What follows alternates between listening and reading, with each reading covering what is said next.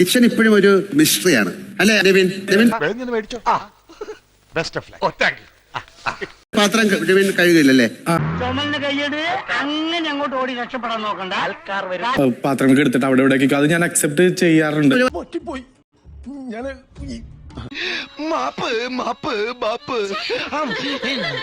ഒറ്റ മിനിറ്റ് വരെ ഒന്ന് കഴുകി വെക്കാൻ. മതി മതി. പിന്നെ എന്താ ചെയ്യാത്ത? പണിയെടുത്ത് തിന്നണമെന്നൊക്കെ ആഗ്രഹമുണ്ട് സാറേ, പക്ഷെ പറഞ്ഞു പറ്റിച്ച് തിന്നാലേ വായിന്നിറങ്ങുള്ളൂ. ശീലായിപ്പോയി, മാറ്റിക്കോളാം.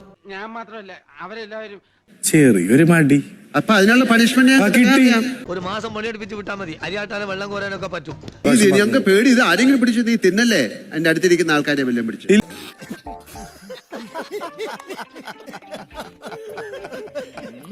എന്നെ നാറ്റിക്കരുത്.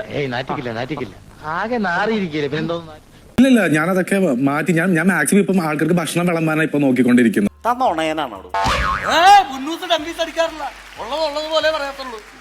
പാല് മതി, പാല് മുട്ട, പിന്നെ അതൊക്കെ ഞങ്ങളുടെ സൗകര്യത്തിന് ചെയ്യാം.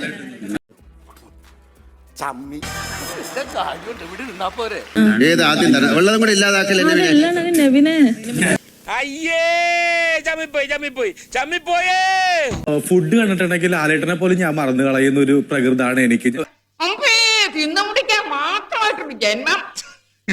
അത് കണ്ടപ്പോഴത്തേക്ക് ഞാൻ ആ മഞ്ഞ വര പോലും ഞാൻ മറന്നുപോയി, ബിഗ് ബോസിനെ പോലും ഞാൻ മറന്നുപോയി. കുറച്ചു മുമ്പ് എന്റെ അടുത്ത് പറഞ്ഞു ഫുഡിന്റെ കാര്യത്തിലൊക്കെ ഞാൻ അതൊക്കെ വിട്ടു. ഇപ്പൊ ഗെയിമിലോടാണ് ശ്രദ്ധ.